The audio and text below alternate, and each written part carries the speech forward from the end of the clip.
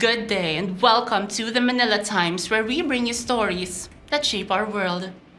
Today is July 17th. Our top story.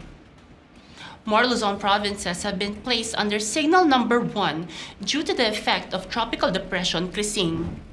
Pag-asa says, Crising may further intensify into a tropical storm. Crising was spotted 520 kilometers east-northeast of Huban, Sorsogon, or 470 kilometers east-northeast of Virac, Catanduanes. The affected areas, according to Pag-asa, include the southern portion of Batanes, Cagayan, including Babuyan Islands, Isabela, Quirino, the northeastern portion of Nueva Vizcaya, the northern portion of Aurora, Apayao, Abra, Kalinga, Mountain Province, Ifugao, and Ilocos Norte. Also under the same storm signal are the northern portion of Ilocos Sur and northern and eastern portions of Catanduanes. Crising was forecast to exit the Philippine area of responsibility by Saturday evening or Sunday morning.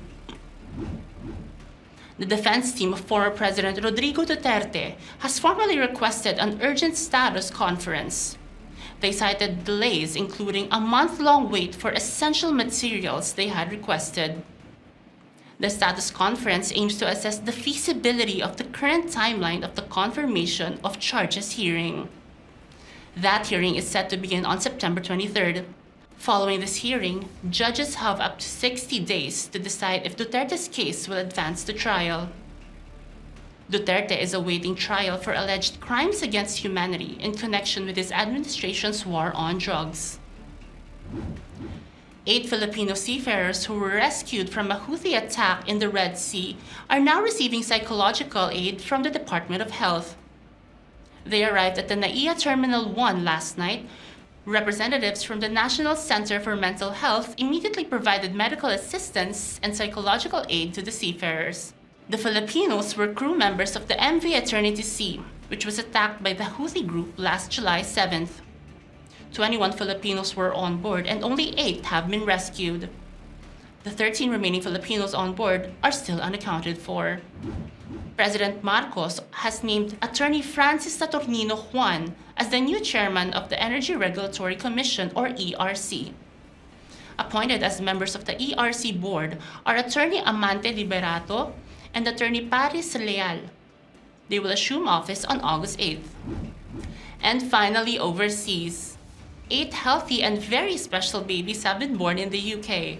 What makes them special is that their risk of inheriting genetic diseases from their mothers has been reduced.